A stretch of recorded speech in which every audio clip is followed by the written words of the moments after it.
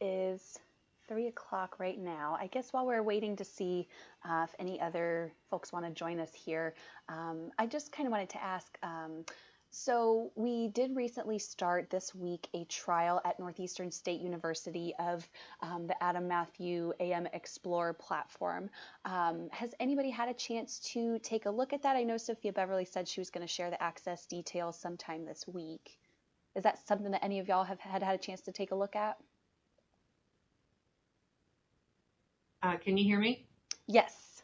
Okay, this is Sophia Beverly. Oh, Hi, how hi, are you? Sophia Beverly. How are you? I'm wonderful. Thank you so much for doing this.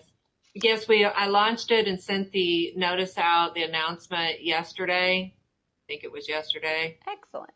And so I don't know who all has been in it. I do know that a few people have responded, and I think I That's mentioned great. that to you too. Yeah, it sounds like there's already been some great feedback, which for 24 hours is pretty fantastic. Not bad, huh? Yeah, not bad. I think in no small part due to your efforts in getting the word out. So we definitely appreciate that. I'm gonna just unmute my video here real quickly just to say hi to everybody. I feel like that always helps sort of put a face to the name. Um, if you think that's all right, Sophia Beverly, should I just go ahead and get started? I just want to make sure we're not jumping the gun before anyone else is going to be joining us. No, I think it's fine. Perfect. I think I'd be fine to go ahead and get started. I don't, Excellent. people will join as they can, and Sure. so Sounds good. So I am going to go ahead and everyone you can see my presentation okay here? I can, yes. Excellent. So I think one place to sort of get started is the trial that was started this week for AM Explorer. We'll get into sort of the details of what that is in a little bit. But that trial is going to be running through April 30th, which is a date that we've talked to you about, Sophia Beverly, essentially just to make sure, because it is so much content, it's Adam Matthews' full portfolio, just to make sure that there's a little bit longer trial period to really make sure everyone's able to fully explore what resources are available, the potential uses, and just kind of give you ample time to take a look at what there is in the Explorer model.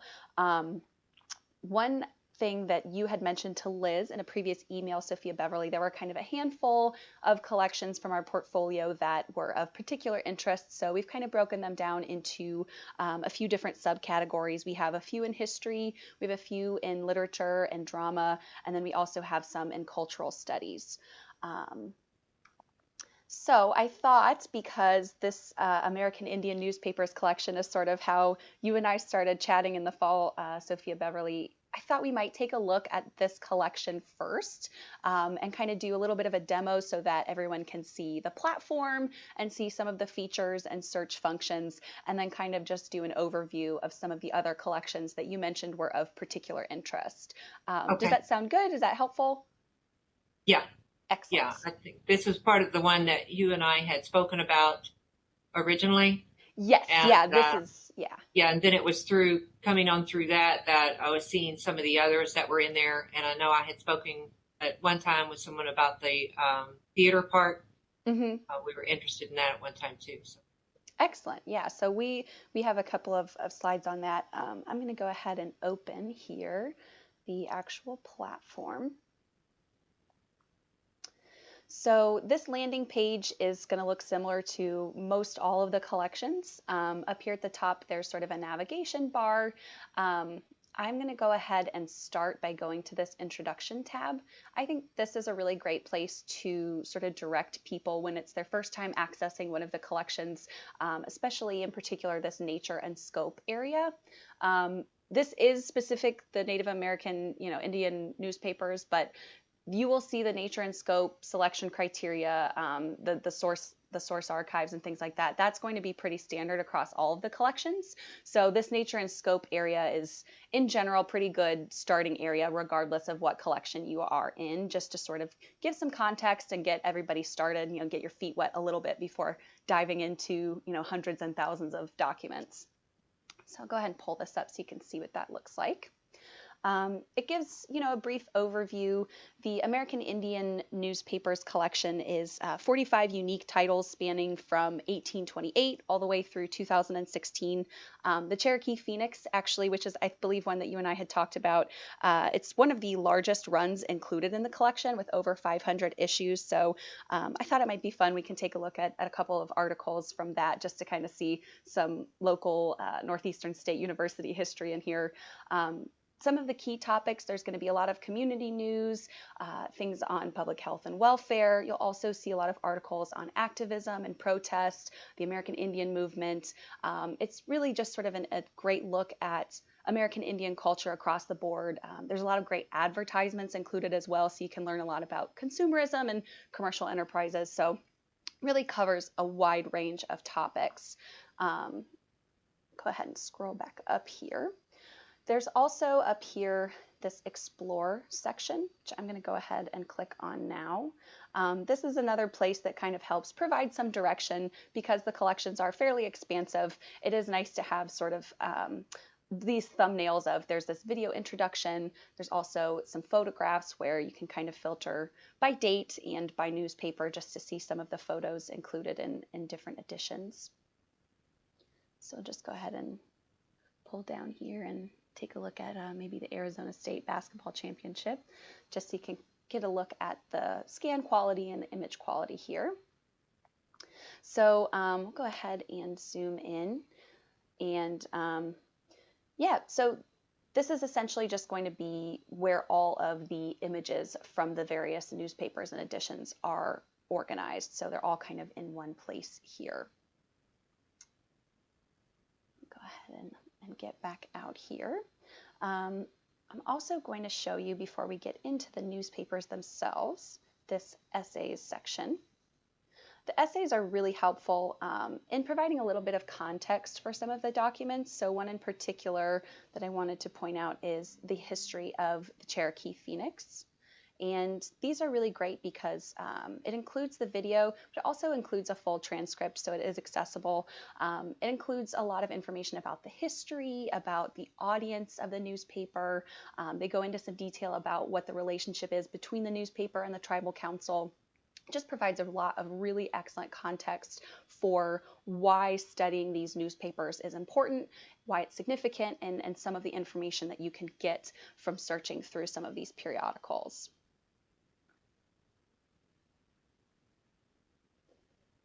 I'm going to go ahead and get into the newspapers now. I had a couple that I wanted to show you just sort of based on some of the things that we talked about in the fall. I'm going to go ahead and click on up here in the right-hand corner, Advanced Search.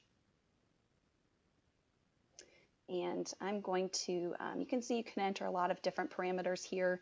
I'm going to go ahead and type in seminary. And then down here, you can filter by language, you can filter by date. I'm going to go ahead and filter by newspaper and go to the Cherokee Phoenix here and hit apply. Go ahead and hit search here.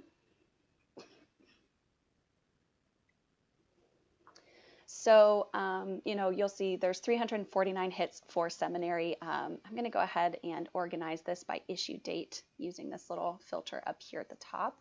And I'm going to scroll down. I know Sophia Beverly shared with me in the fall that Northeastern actually started out as a female seminary for the Cherokee Nation. And so I found a pretty neat article. I'm going to go ahead and scroll down here to get to the 80s about just some of the conservation efforts and preservation efforts of Northeastern State on some of the documents from when it was a seminary.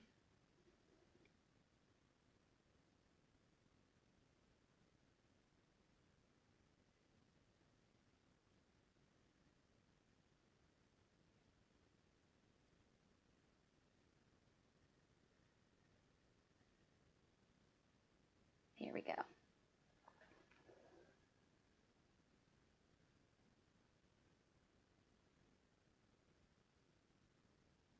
And so when it pulls up, you'll see that our search terms are highlighted here, and it's also going to naturally shade where the content is that we have searched. So I'll go ahead and double click to zoom in here. So this was just kind of something fun that I found when I was searching that is relevant to Northeastern history, just kind of a look at some of the efforts made to preserve some of the documents, books, and things like that that were found in the archives there. Um, I like the way it can zoom in on it so tight. it's really nice, and you can see the closer that you get, you'll see the folds, but the scan quality is really great. I think the Yes, it closer that is. you zoom, Yeah. the clarity is fantastic. Especially when we're looking at some of these older and more fragile pieces that we Hmm. have. It's nice to see it like this so that you have it and it's searchable and cross searchable. I really liked that part of it. Yeah, and actually, I'm going to go ahead and zoom out here. And I'm going to go back because you mentioned older documents, and some of the oldest documents in this collection actually come from the Cherokee Phoenix. And one that I wanted to point out that I thought was kind of fun, just when I was looking through everything, there's this up here from 1889, Feminine Employments. And it's this really fun like opinion piece, and I read it and I just felt totally empowered afterwards. So I'll go ahead and zoom in here so that you can see this one from 1889. It is slightly older, but you still get a really clear picture here. And essentially what this person is writing about is the equality of men and women, talking about how graduates from the female seminary are just as good at, if not better, their writing and copying as the graduates of the male seminary. And one of the fun lines here was all the more reason why women should be preferred to those positions that only require good education, industry, good sense, and promptitude, qualities that women possess to the same extent as men. So I just kind of thought that was fun. It's um, just kind of represents the wide range of different types of articles and insights that you'll get into the cultures and into the communities here. So that was just kind of a fun. As I was looking through documents to point out, I was like, oh yes, like girl power. This is great. Yeah, in fact, that plays in really good with our 21st century as well. It does. It's something that we're still talking about. So I just thought that was really fun. And again, the image quality on this, even from 1889, is really It excellent. is. Yes, it is really nice. I like that. I like the way it highlights it out and you're not cluttered with a whole lot of stuff around it. Hmm. When you go for the article, you actually go right straight into it. Um, so that's nice. Yes, It's a nice feature for the students. exactly. Especially if this is sort of maybe a student's like first experience with searching through periodicals or primary resources. I think that this kind of highlighting and focusing on their search terms really just helps streamline the process for them and make it a little less overwhelming. And you can eliminate that shading if somebody wanted to sort of look at the bigger picture. Maybe there's like a page of ads or something they wanted to look at. You can hide that shading, but the default is that that's what's going to show up when they enter that search term.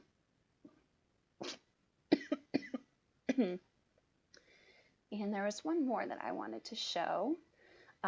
Just speaking of ads, just so you can kind of see how those are integrated a little bit here. Scroll down a bit.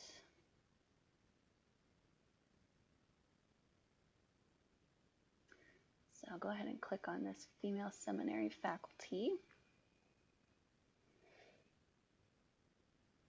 And again, it's going to zoom in here. If you click on this little plus sign up here, you'll get sort of this view where you can kind of click between, you'll see the highlighted hits here, but you can also click between the various articles that are included. And it'll highlight that section, for example.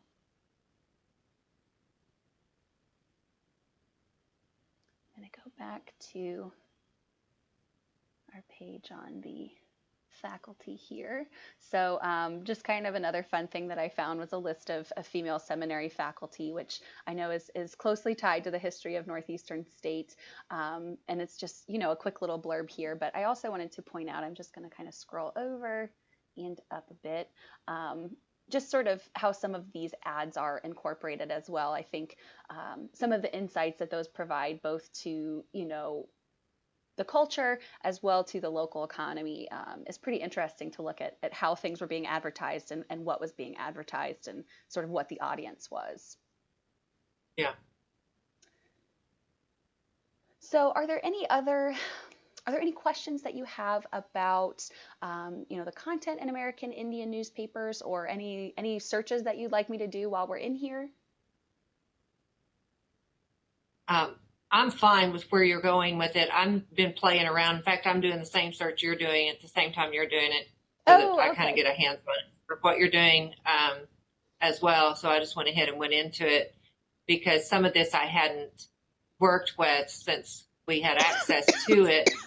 Um, I don't think I had highlighted the whole page except accidentally I did, and then I couldn't remember what I did. So I am that way too. If I'm not actively doing something while I'm learning it, I can write it down, I can listen as closely as I want, but unless I'm physically doing something, it's harder for me, unless I have that muscle memory. So I am yeah. right there with you. Well, if there are no questions about American Indian newspapers or about the platform here, I'm going to go ahead and head back to our presentation and just kind of go through some of the other collection areas, just so you can kind of see how broad the subject areas that are covered by the AM Explorer trial that's going on right now is. Look at a couple of other specific selections that you had requested, Sophia Beverly, and then if there's anything you want to take a look at, or if anybody has any questions, please feel free to interrupt me at any time here. So this next one, American Indian Histories and Cultures, this one is sourced from the Newberry Library in Chicago. It's a great look at the interactions between American Indians and Europeans from their earliest contacts through the Civil War all the way up to the Civil Rights Movement. Mid 20th century. A couple of highlights: that it includes an original copy of The Red Man's Greeting in 1893 that was written on birch bark by the Potawatomi Indian Simon Pelkagon. There's also, a lot of treaties between the American government and American Indian nations here. You can see some of the other material types. Again, that's going to have sort of the same like functionality and platform look. So I'll just go ahead and open this up so you can kind of see what I mean. Having looked at one location, you'll see on this introduction page a lot of the same features. This one in particular has a chronology and some maps. So some of the specific features are going to vary collection to collection, but overall, a lot of the support and layout is going to be quite similar. So Right. once you've taken a look at a couple of them, you'll start to kind of get a feel for where to click on things and sort of where things are. So head back here. This one, American History, is one of our largest collections. It's sourced from the Gilder Lehrman Institute in New York, and you can see it covers a really broad time span here. It includes papers from Washington's General of Artillery and Secretary of War Henry Knox, and gives a really great firsthand account of the American Revolutionary War. One of the really cool things about those Knox papers is actually not only his letters, but also the letters that he received from his wife, Lucy Knox. Provides a really interesting perspective because you're getting his, who's sort of on the battlefield, and then his wife, who is a woman at that time, and her views of the war and of those main characters. So provides kind of a couple of different views on that. It also includes the Livingston collection, which details a lot of Dutch settlement in New Amsterdam, development of early New York, and a lot of aspects of colonial life there. And you'll see, I mean, the material types are pretty vast. So this one, it's organized into two modules just to kind of separate between time periods, but it's definitely one of our biggest ones. Yeah, I like the fact you have the scope of these very clearly where they can get into it and see it on your quick links. Oh yeah, yeah. Yeah, So yeah, I like um, that. excellent. And I will just sort of as a follow up, I'll send you this slide deck to these pictures. Have a link to the collections themselves, just so you kind of have that context, and you can share that with anybody who maybe wanted to join today but wasn't able to. Okay. This next one, Frontier Life, this one's sourced from a lot of different archives and provides information from across various frontiers, a lot of records of expeditions for, exploration of North America, of Australia, of Africa, and allows for some really interesting comparisons of sort of exploration on those different continents and in those different countries went. It also includes Abel Jane's captivity narrative after he was imprisoned by the Shawnee Indians. So definitely a compelling read. I got into that one when I was doing some of my research, and it was really fascinating to read just sort of what his firsthand experiences were like in captivity. And then global commodities. This one is going to cover mostly the 18th through 20th century. Lots of things like bills of entry for major ports, things where you can sort of follow the changing patterns of trade between 1820 and 1939. There's going to be a lot of materials on the discovery and exploitation of commodities in places like Asia, Africa, and the Americans from 1492 all the way through 2000. So a lot of interesting documents actually on sort of coffee and how the international trade of coffee has changed over the years, especially sort of in recent history.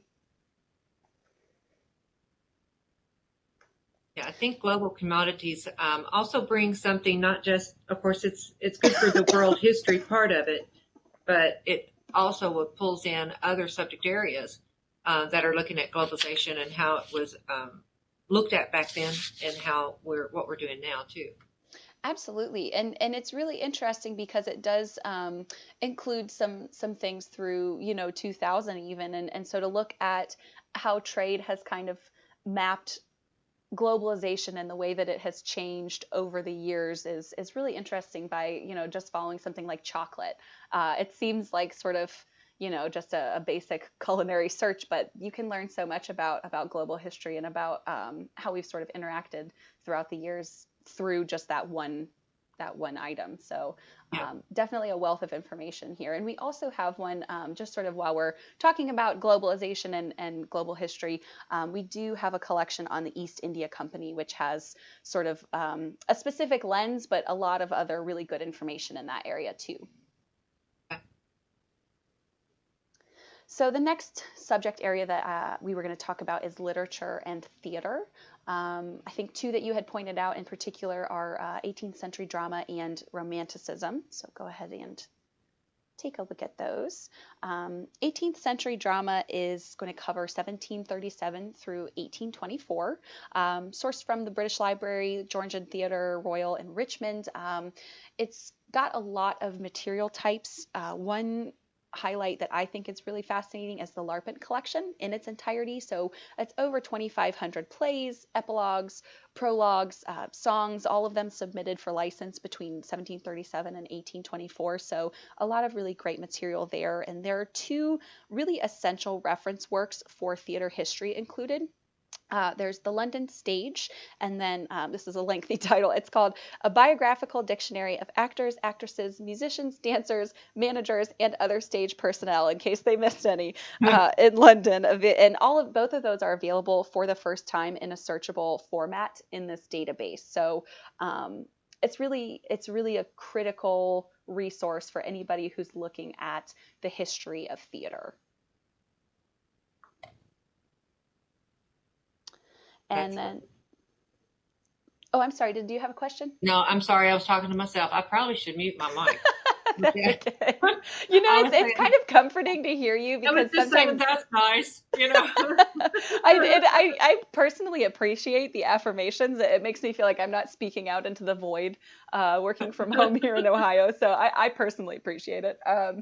So this next one is Romanticism, Life, Literature, and Landscape. This one is sourced from the Wadsworth Trust in the UK. It includes all of William Wadsworth's original verse manuscripts, working notebooks, some printed and annotated editions, and it includes over 2,000 fine art pieces by various artists like John Constable, J.M.W. Turner, John Ruskin. So a lot of really beautiful artwork. And actually, I could go ahead and open this just so, because we didn't get to take a look at too many images in American Indian newspapers, just so you can kind of see what the visual resources look like.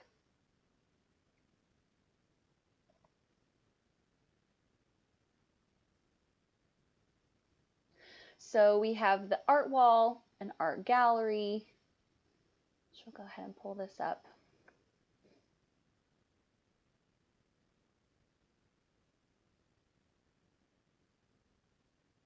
My internet has been slightly uncooperative this afternoon, so if we can't get that one to pull up, we'll try effects and objects here and see how that goes.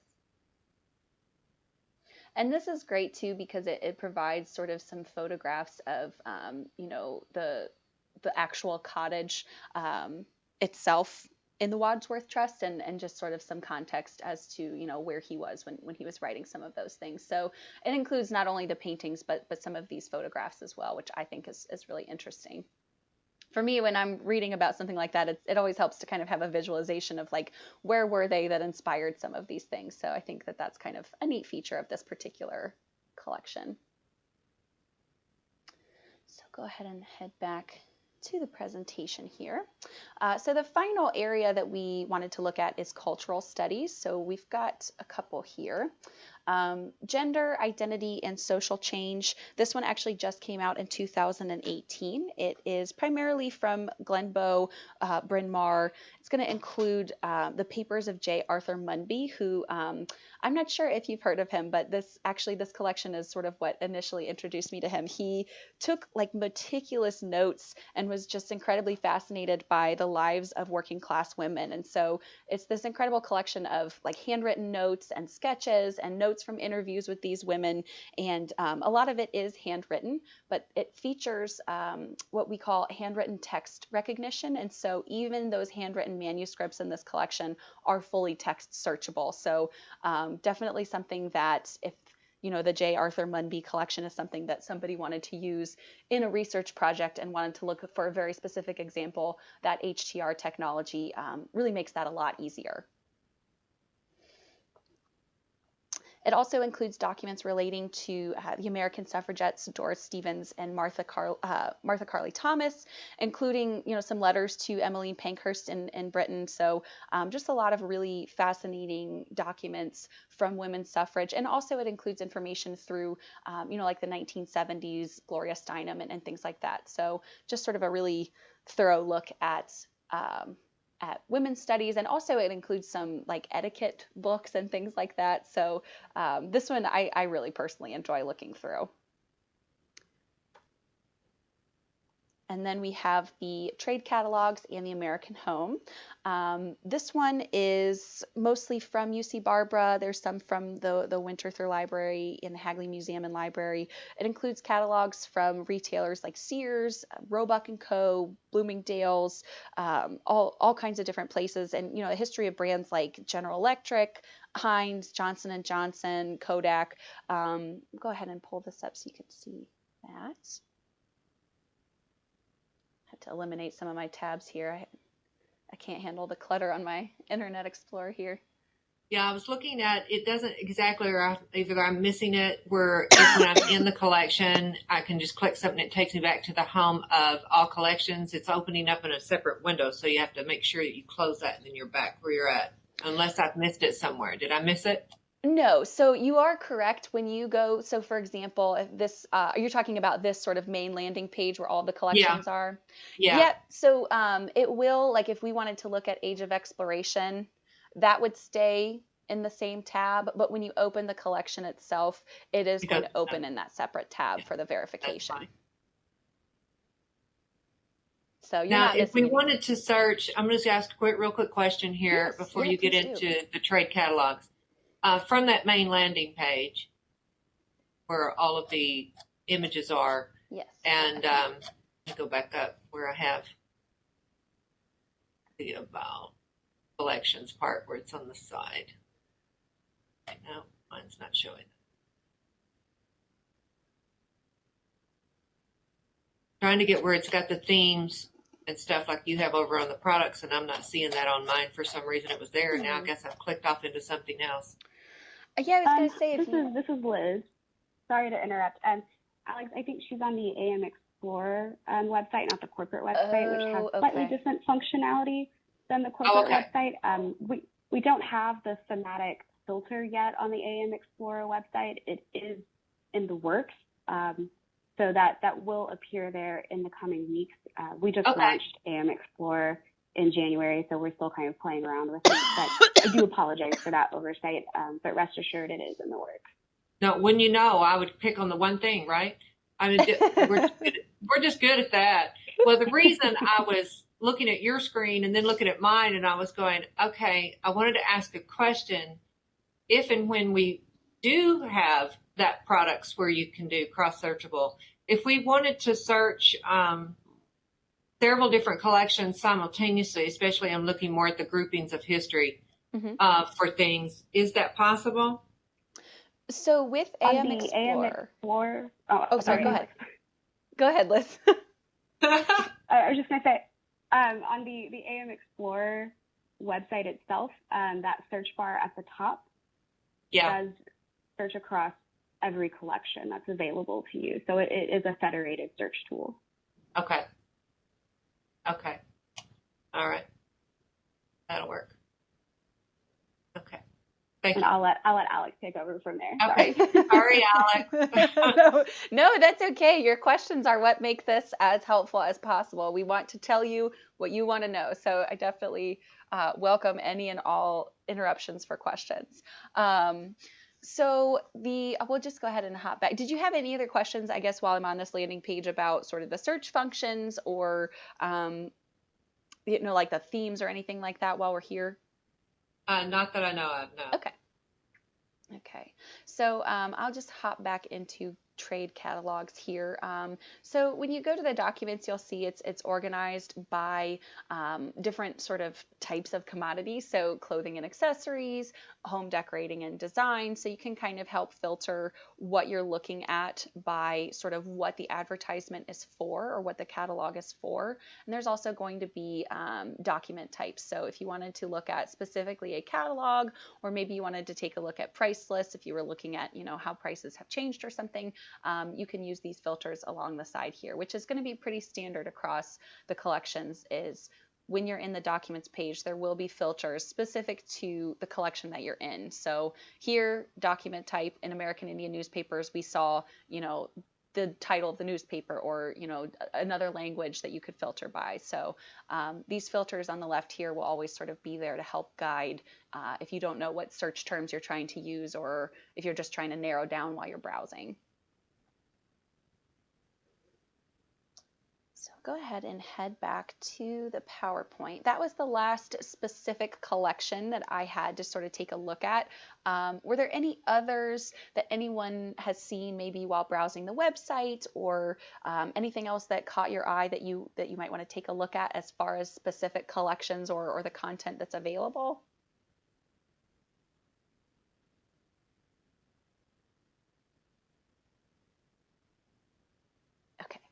So I'll go ahead and move on to our AM Explorer slide. So we were talking about it a little bit a moment ago, just in light of your question, Sophia Beverly, but AM Explorer is going to provide access to the entire Adam Matthew digital portfolio. So it's an annual subscription model.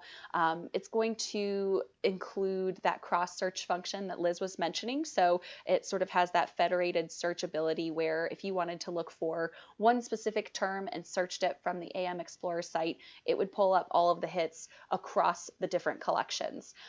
This is what you have access to. So this trial that you have through April 30th, everything that we looked at through that slideshow, you have access to that and more. So I can send a full list of all of the collections, just if that would help that you can share with people. I'm not sure if you have one of those yet or not, Sophia Beverly, but it is going to be the full collection. Anything as far as that handwritten text recognition technology that I mentioned, it is newer, so not all of the collections have that. I know they're sort of working on going forward anything that includes handwritten material. I just wanted to point out that this is not going to be in every single collection, but it is for those that it's available in. It's going to come with an AM Explorer as well, and it's really just a great way to sort of appeal across multiple different departments and make a lot more people happy. So it's a way to kind of provide resources across the board to a lot of different areas of study. Yeah. And this last slide here is in regards to our academic outreach team. They are dedicated to whether you decided that you just wanted to, purchase one collection, or if you went with AM Explorer, we have a team dedicated to provide training webinars for, staff on the content. They can create course alignments for professors looking to, incorporate the material into their courses. They have, a wealth of case studies of other successes to sort of make sure that you are getting the best value out of that acquisition. So we've got a team dedicated to sort of making sure if this is something that you'd like to pursue, that it's being used and that it's being used effectively. And they're also very nice, so that's definitely an added bonus. They're great to work with. Yeah. And we also offer data mining and text mining services as part of the outreach package as well. So if you guys are kind of looking to do more with that or launch into the digital humanities, we can certainly help you with that as well.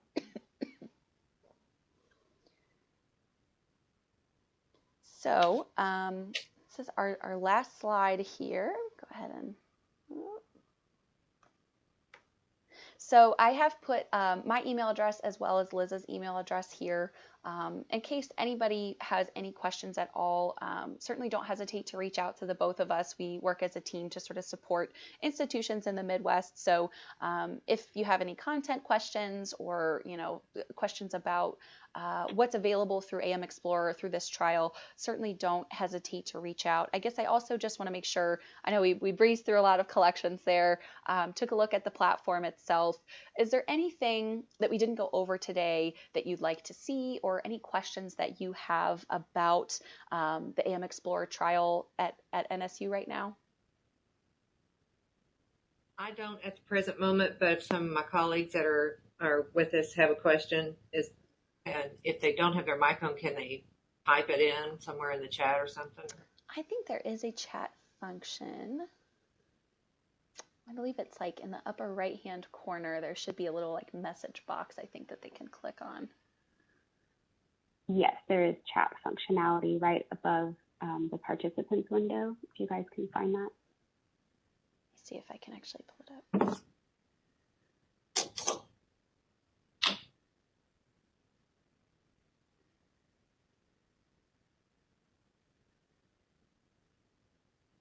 And if you guys think of questions later, you have our email addresses. We're always available. You can also go through Sophia Beverly, and we're all in constant communication. So we're happy to help in any way we can. Excellent. Well, sorry, go ahead. Oh, hi. My name's Sarah. I'm one of Sophia Beverly's colleagues here in Tahlequah, and I had a chance to look through the link that she passed along from you all earlier this week, and I found it really insightful. And just listening, I haven't had any questions, at least not yet, but I wanted to thank you all for your great product and giving us a chance to get to know it a little bit better.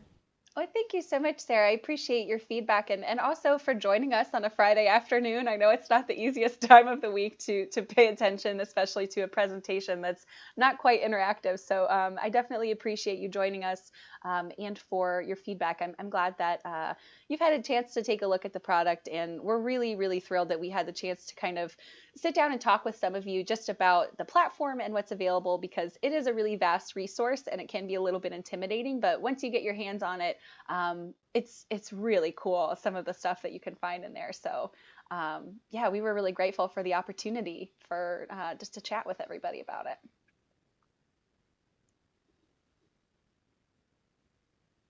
And I guess if there aren't any other questions, what I will plan on doing is I'll follow up Sophia Beverly just to send you the slide deck. And that way, if you wanted to forward that along to people, I'm not sure.